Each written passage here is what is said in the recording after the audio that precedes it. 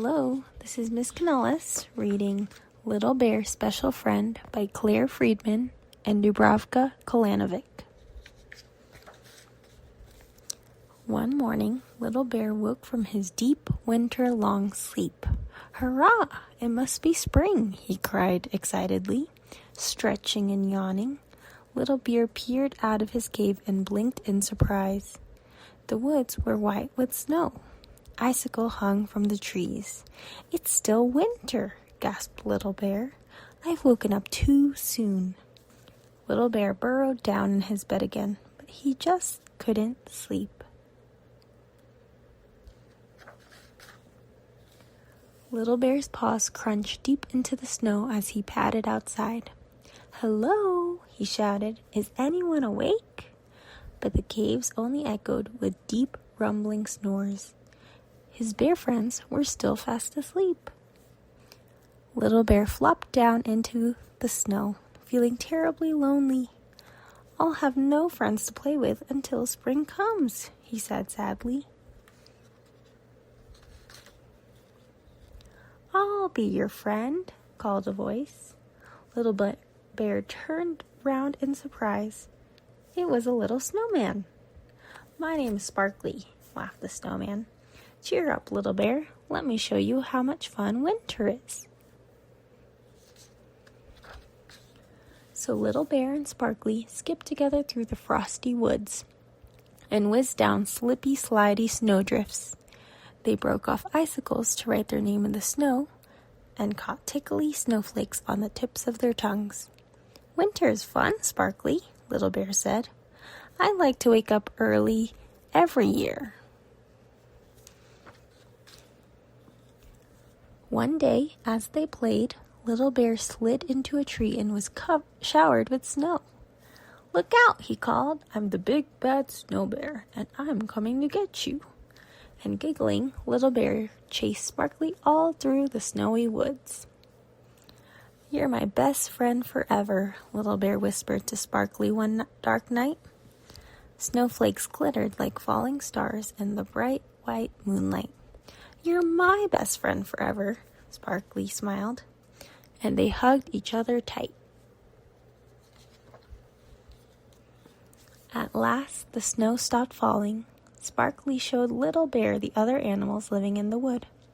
"Little Bear," called Tuft-Tail Squirrel, "help me dig up the acorns I buried last autumn." "Little Bear, Sparkly," shouted Flinty Fox. "Let's go skating on the ice." Little Bear had great fun playing with Tuft-Tail and Flinty, but Sparkly was his special friend. Little by little, the days grew warmer.